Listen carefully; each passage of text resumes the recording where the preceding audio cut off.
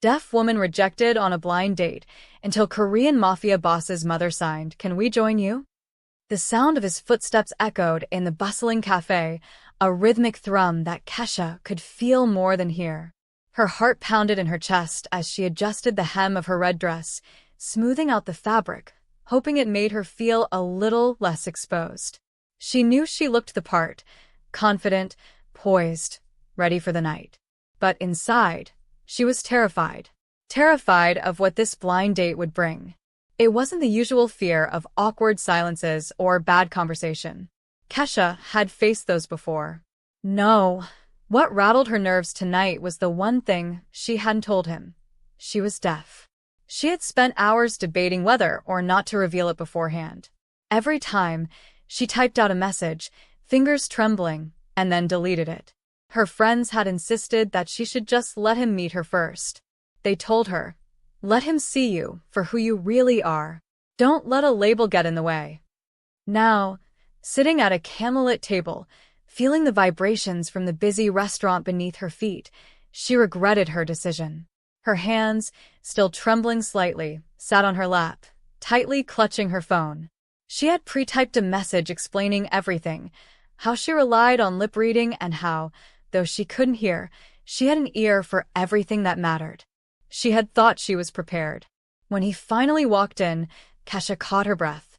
He was tall, with sharp features and a suit that looked more expensive than anything she had ever worn. The man's presence was imposing, almost overpowering. But Kesha stood and smiled, her nerves quickly forgotten as she gestured for him to sit. He offered a curt smile in return before immediately glancing at his watch. The initial awkwardness settled in as he started speaking, his words flowing too fast for Kesha to catch. She glanced down at her phone, about to slide the message across the table when, without warning, he frowned. Kesha's stomach twisted. His lips moved again, but she couldn't catch all of it. She tapped her ear and then pointed to her phone, offering an apologetic smile. It was a simple gesture, but it spoke volumes about her vulnerability. He looked at her, first with a slight frown, then irritation. And then, with an almost dismissive gesture, he stood up, muttering something she couldn't hear but read perfectly on his lips. "This isn't what I signed up for." He turned and walked away, leaving her alone at the table, her smile now frozen, her pulse pounding in her ears. Kesha sat motionless, her cheeks burning with humiliation. The weight of the stares from the diners around her pressed in. Her hands shook as she reached for her glass of water, but found it too difficult to even lift. She thought of fleeing, but she couldn't move. The sting of his rejection was too fresh, too sharp. The words, "This isn't what I signed up for," kept echoing in her head, mocking her. Just as she was about to bury her face in her hands, a tap on the table startled her. She looked up to find an elderly woman standing there, her silver hair tied back in an elegant bun. She wore a deep green silk dress that shimmered under the restaurant's dim lighting, and her eyes were filled with something Kesha hadn't expected. Kindness, yes, but also a kind of fierce protection. The woman didn't speak a word. Instead, she raised her hands, moving with a fluidity that Kesha knew instinctively. She was signing. He was a fool with a cheap suit and a cheaper heart. Kesha blinked, astonished. Her hands instinctively rose to sign back. "You know sign?" The woman smiled softly, a glint of mischief in her eyes. Then she signed again. "I've been deaf since I was young, just like you. And I see everything." Before Kesha could fully process the unexpected kindness, a shadow fell over the table. Looking up, she was stunned to see a man standing behind the elderly woman. A man who made her date earlier look like a child playing dress-up. The man was Korean, probably in his early 30s, his hair swept back in a manner that screamed controlled power. His suit, black and perfectly tailored, added to the aura of authority he exuded. His posture was straight, but there was something in his presence that softened when he looked at the woman in the green dress. The sudden shift from danger to tenderness left Kesha frozen, her mind scrambling for understanding. The elderly woman signed rapidly to the man, pointing at Kesha, then at the empty chair where her date had been sitting. He turned his gaze toward Kesha, and for a moment, their eyes locked. His intense stare made her breath hitch, her pulse racing once again. Without a word, he tapped his mother's shoulder and spoke something in Korean. The elderly woman looked at Kesha and signed. "My son says you look like a queen who lost a jester. He asks, can we join you?" Kesha was speechless. The shift from rejection to an invitation was jarring, but in some strange way, it felt right. The man, whose name was June, moved swiftly, pulling out the chair for his mother, who he called Yama, before taking the seat across from Kesha. His presence was overwhelming, not threatening, but protective, like a shield in a sea of uncertainty. The waiter appeared almost immediately, looking nervous as he bowed deeply to June, far more than he had done for anyone else in the room. As the evening unfolded, Kesha found herself swept into a conversation with Yama. They communicated fluidly, her hands flying in sign, her eyes sharp and warm, demanding joy and questions from Kesha's life. Kesha responded in ASL, her laughter genuine, her smile starting to return. June remained mostly silent, watching them with a small, quiet smile, but his gaze never strayed far from Kesha's face. Every now and then he would sign a word or two, his signs slow, deliberate, each movement filled with intent. At one point Yama signed, "My son works too much. He has no time for dates, so I have to find beauty for him." June's reaction was immediate.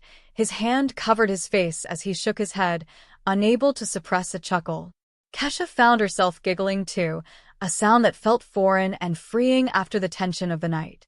But as the evening continued, Kesha began to notice more than just the strange and tender dynamics between June and his mother.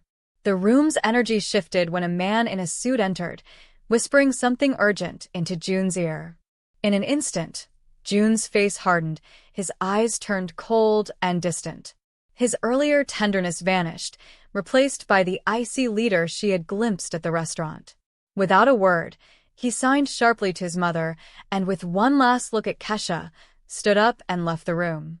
The air grew heavy in his absence, the warmth of the dinner now overshadowed by the chilling silence left behind. Yama looked at Kesha, her face no longer lit with mirth, but heavy with resignation. Her hands moved slowly, thoughtfully. "He is a good man," she signed, "but he carries a heavy mountain on his back. He protects us, but the mountain is cold."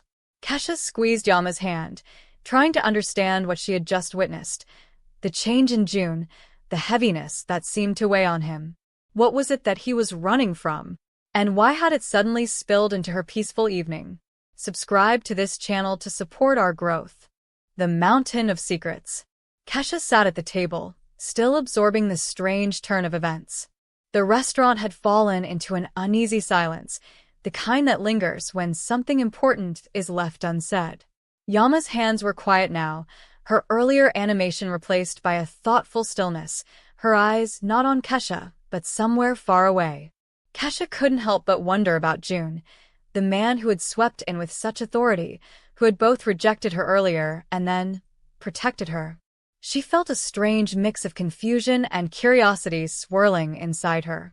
She glanced down at her wine glass, swirling the dark red liquid as if she could find answers in the smooth ripples.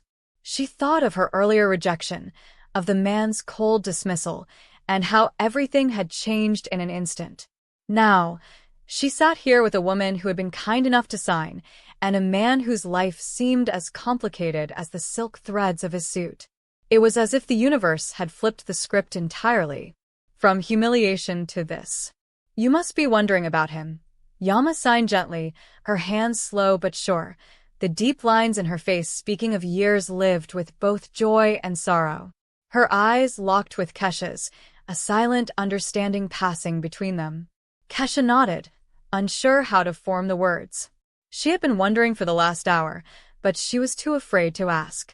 Who was this man really? And why had he treated her so differently than everyone else? Yama's hands fluttered as she signed, her eyes never leaving Kesha's face. "He is not like other men. He carries a mountain, you see?" Kesha tilted her head slightly. "A mountain?" she asked, her voice barely above a whisper, the weight of the moment pressing on her chest. Yama nodded slowly, her hands stilling. Yes, a mountain. One that is not his to bear, but one that he must. It is a burden his father left for him. A legacy of power and pain.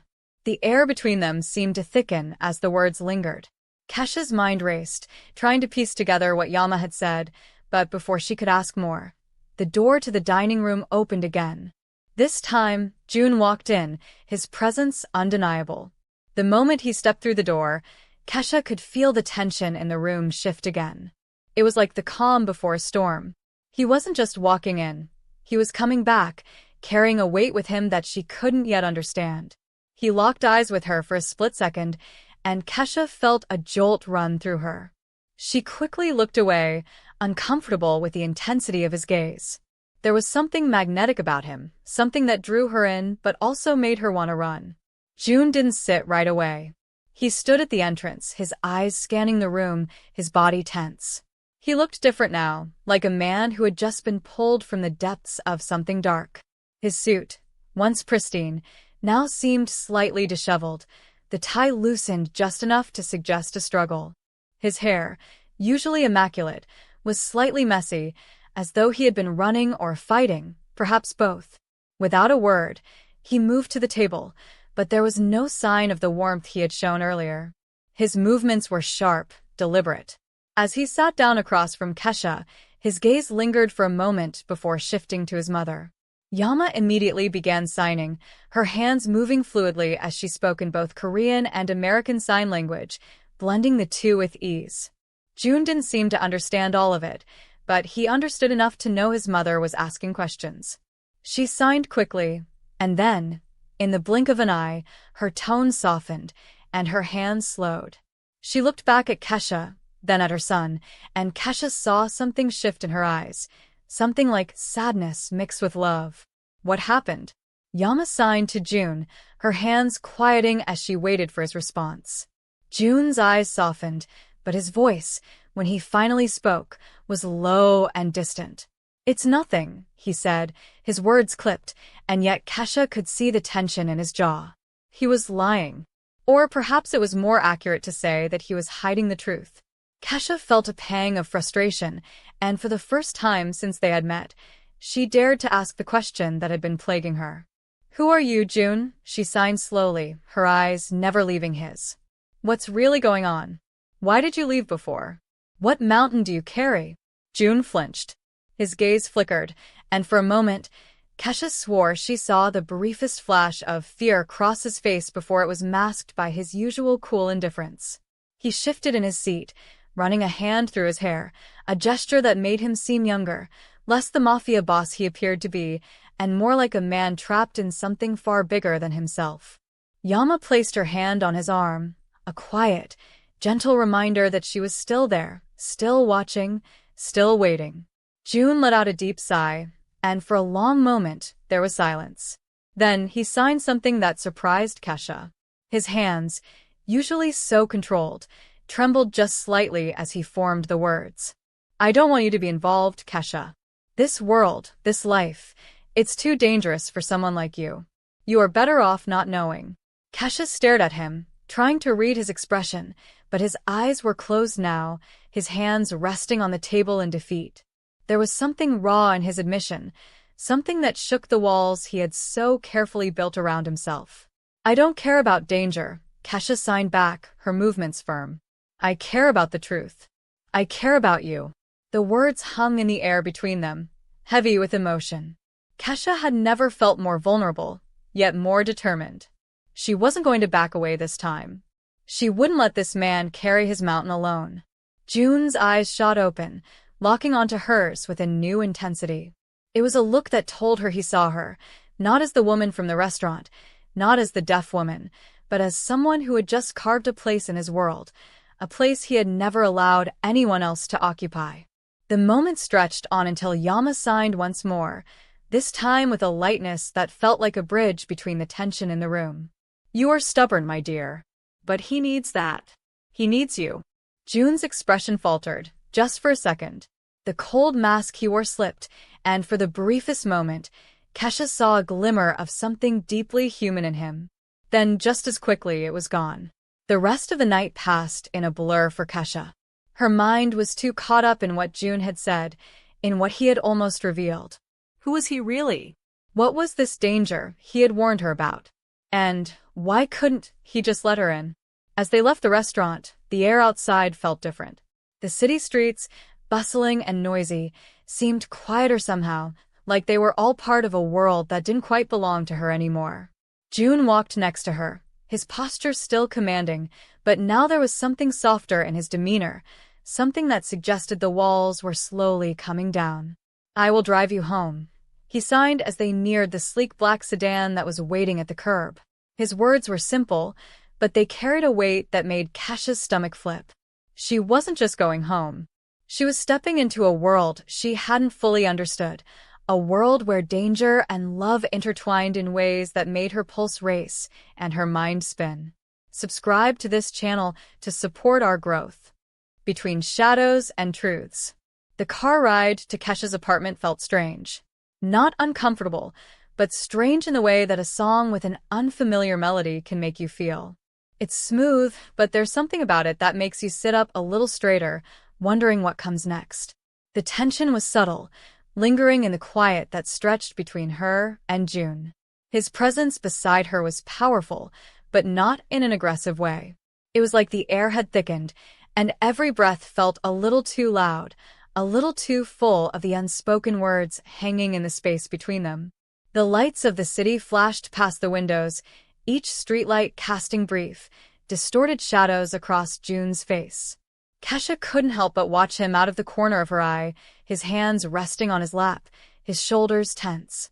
There was an undeniable energy to him, something both magnetic and dangerous. And for some reason, it made her heart race a little faster. She couldn't help it. Her thoughts were a storm. What had happened in the restaurant earlier? What was it about him that made her feel both intrigued and afraid? She couldn't decide. One minute, he was this calm, controlled man, silent, almost cold, and the next he was protecting her from his own world. There were too many contradictions, too many pieces that didn't fit. The quiet in the car seemed to press on her, each second stretching longer than the last. Finally, Kesha spoke, her voice breaking through the silence with the weight of a question she had been holding back. "June, what exactly are you involved in?" Her voice was steady, though her pulse betrayed her. "You said your father left you with a mountain to carry. But you're not telling me the full story, are you?" June didn't respond immediately. His gaze never left the road ahead, but Kesha could see his jaw tighten, the muscle flexing beneath his skin. For a moment, she thought he might not answer at all. But then, in a movement so subtle that she almost missed it, he reached up and rubbed the back of his neck. It was a small gesture, but it spoke volumes. He was conflicted. She could feel it. He finally spoke, his voice low and almost strained. "You don't need to know everything, Kesha. Some things are better left untouched." Kesha turned to look at him now, her heart pounding in her chest. She wasn't used to being left in the dark, especially when it felt like she was so close to understanding. There was something about his words that didn't sit right with her. Something dangerous about how easily he deflected her question. What do you mean by that? "You can't just say things like that and expect me to pretend everything's fine." He cut her off, his voice harder than she had ever heard it. "You think you're ready for this? For what my world is really like? The people I'm involved with, the things I've had to do to protect my family? You don't know what you're asking, Kesha." His eyes flashed briefly, anger, frustration, and something else she couldn't name swirling in their depths. The car slowed as they approached her apartment complex, and for a moment, the tension seemed to dissipate just enough for Kesha to breathe. But she wasn't going to let it go. Not now. "You think I can't handle it?" Kesha's voice was firm now, not angry, just resolute. "I've had my own share of struggles, June. I've lived in a world that looks at me as different, that rejects me because of something I can't change. I'm not afraid of the truth." June glanced at her then, his gaze softening just the slightest bit. But it was still there, the wall. That invisible barrier between them that kept her at arm's length. It hurt more than she cared to admit.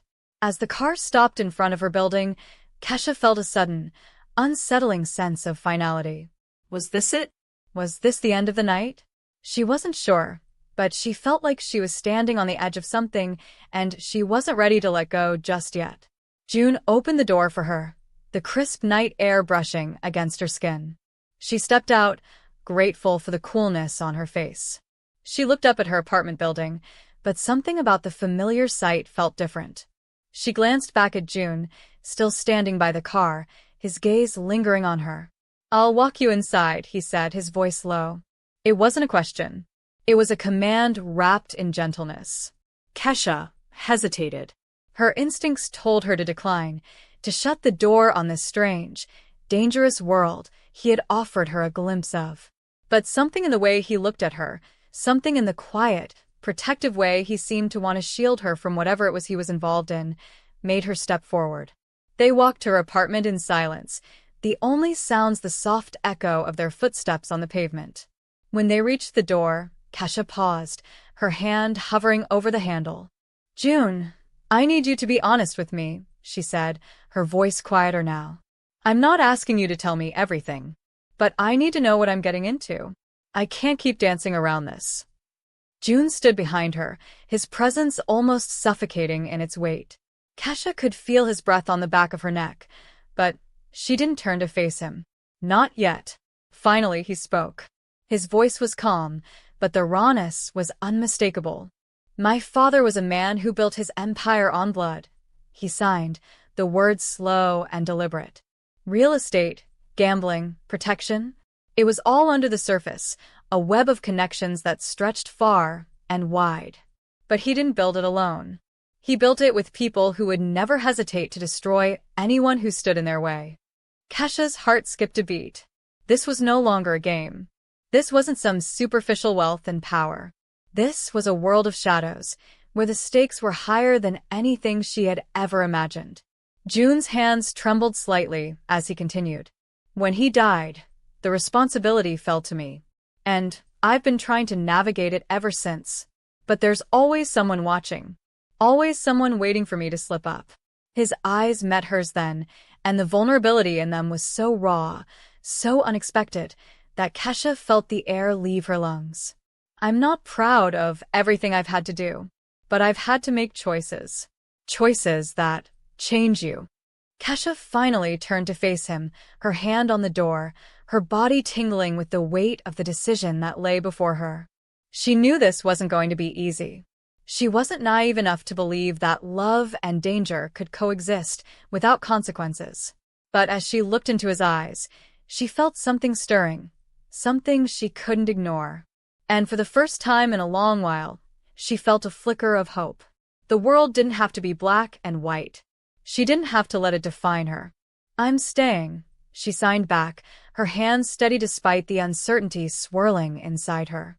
"But I'm not running away from the truth. You'll have to show me, June, show me who you really are. All of you." For a moment, June just stared at her, his expression unreadable. Then, as if some unspoken understanding passed between them, he nodded, a small but significant gesture. "I'll show you, Kesha," he signed slowly. "But remember, the mountain doesn't ever get lighter. And I'll always carry it." Kesha's heart beat a little faster as she pushed open the door to her apartment. She didn't know what this meant, what it would lead to. But she did know one thing. She wasn't backing down. Not now. Not ever. Subscribe to this channel to support our growth. The weight of the world. The air in Kesha's apartment had grown heavier. June's confession hung in the space between them like a thunderstorm waiting to break. She didn't know if she should be afraid, or if she should be more resolute than ever. She felt the pull of his world, like gravity, trying to drag her into something she had no experience with, no understanding of. But she didn't step back. She couldn't. Kesha sat down on her couch, her hands fidgeting nervously as she watched June stand by the window, his profile dark against the city lights that stretched out before them like a sea of gold and silver. She wanted to ask more questions. To know everything about him, his past, his father, the empire he was so unwilling to talk about. But she knew better than to push too hard, too soon. He wasn't ready to share that. Not yet. "You don't have to carry this alone," she said, breaking the silence. Her voice was soft, but there was a fire in it, something unyielding. I'm not going anywhere, June. You're not pushing me away. But you have to trust me. He turned to face her, his expression unreadable. There was something about the way he held himself, like he had been carrying a weight for so long, that even just the smallest shift in his posture took effort. I don't want to drag you into this. June signed slowly, his fingers dancing with frustration. This is a world of shadows, Kesha. You think you know what it's like to be out of place? To be rejected for something you can't control? My world, it's worse than anything you've ever seen. There are things I've done that I'll never be able to undo. You don't deserve that. You deserve more. Kesha leaned forward, her eyes steady on his. I didn't choose this life, June. But I chose to be here. I chose to stay, even when things are hard. You don't get to decide for me what I deserve. She paused, letting the weight of her words settle between them. If you want me to go, you'll have to tell me to leave. But if you think I'm walking away from you, without a fight, then you don't know me at all. June's gaze softened, just a little.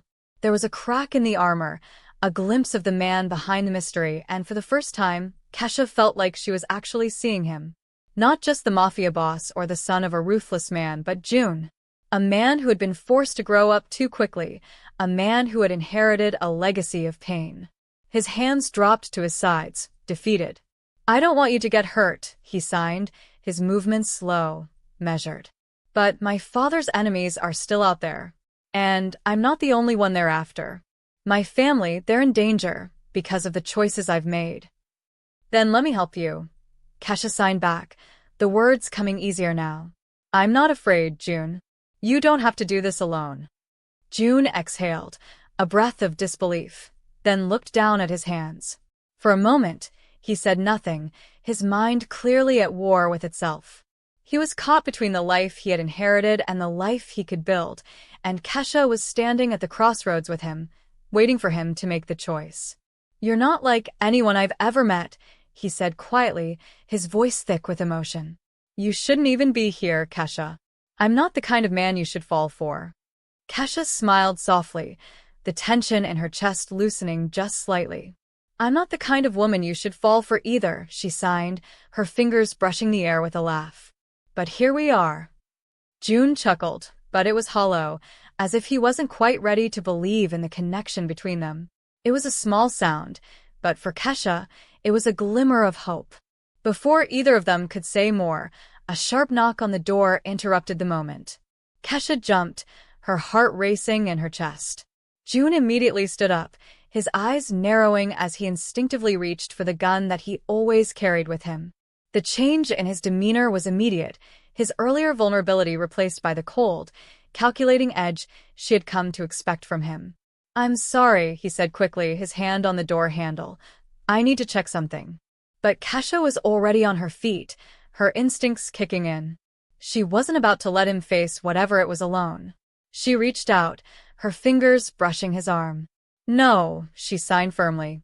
I'm not letting you deal with this by yourself. June hesitated for a moment, his eyes searching hers. The silent communication between them was thick, charged with something more than just words. Then, with a heavy sigh, he nodded and opened the door. Two men in dark suits stood on the other side. They weren't armed, at least, not visibly, but there was an aura of menace about them. Their eyes were cold, their expressions unreadable. Kesha, one of the men said, his voice gruff. We need to speak with Mr. Lee. It's about this situation. You'll need to leave. Kesha didn't move. She stood her ground, meeting their gaze with defiance. I'm not leaving, she signed, her eyes hard. Not now. Not ever. June glanced at her, a flicker of appreciation crossing his face, but there was no time for that. The men exchanged a look, then nodded to him. This isn't up for discussion, one of the men said. You need to come with us. Kesha's heart skipped a beat. There it was. The world June had warned her about. The dangerous side of his life that she had been so afraid of. She knew then that this wasn't just about them anymore. She wasn't going to be a passive observer in his world. She was already a part of it whether she liked it or not. You'll have to go through me first, she signed, her hands steady despite the rising tension. June stood behind her, his posture stiff. "Let's handle this," he said, his voice a low growl that sent a chill down Kesha's spine. He wasn't talking to her. He was talking to the men in the suits. But Kesha wasn't afraid. Not anymore. She had crossed a line, and there was no going back. The silence in the room was thick with uncertainty, with the feeling that everything was on the edge of breaking wide open. This was it. This was the moment when Kesha knew she was no longer just a bystander. This was the moment she would have to choose. Would she stay and fight alongside June, or would she leave, running back to the safety of her quiet, predictable life? As June moved toward the door, the men stepped aside. But Kesha knew something had shifted. She was in this now just as much as he was. And whatever came next, they would face it together. Subscribe to this channel to support our growth. To be continued.